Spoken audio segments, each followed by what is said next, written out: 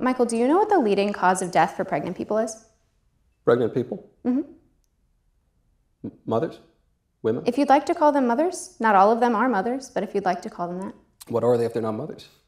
They're pregnant people. What people other than mothers are pregnant? Does it bother you to use inclusive language? What? Bro, what are you talking about, man?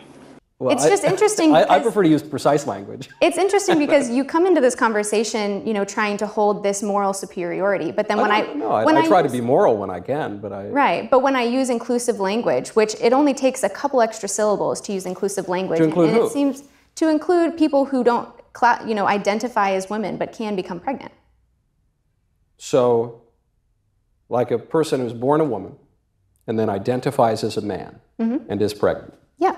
So you're telling me that in order to be a moral person, I need to accept the idea that a man, someone who is born a man and looks like a man, can really become a woman. That's a prerequisite of my being a moral person.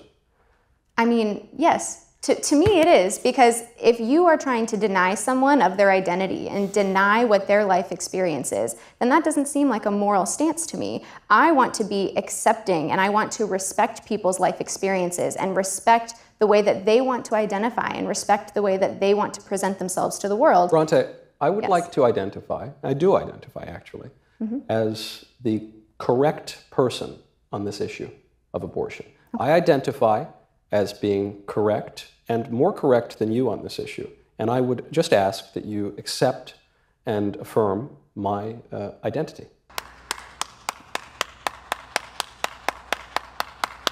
Do you? Well, you are not a medical professional, and abortion and pregnancy is a medical concern. That's not your identity. That is my identity. I promise you, that's my identity. Absolutely ridiculous with this lady.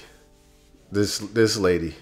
So let me get this straight. If you don't choose to affirm someone's self-identification, you're immoral. If you do not choose to accept someone's version of reality, you're immoral. Where could that possibly lead? If it is the case that you're immoral for not accepting people's identity and he identifies as being correct, then you're immoral. You just contradicted yourself. I think just the basic course in logic and critical thinking should be mandatory for every American.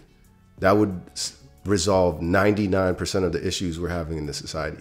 How do you lack the ability to investigate your own thoughts and understand the conclusions and consequences? How is that a difficult thing for people to understand? These are like basic operations. I'm baffled with these people. So it's a true embarrassment. But anyways, that's the video. Make sure to like and subscribe. Let me know what you guys think. Do you agree or disagree? Should we have logic courses for these people? Should we just have basic common sense courses? Should we create a common sense curriculum? Because it's getting ridiculous. I'll see you guys later. Peace.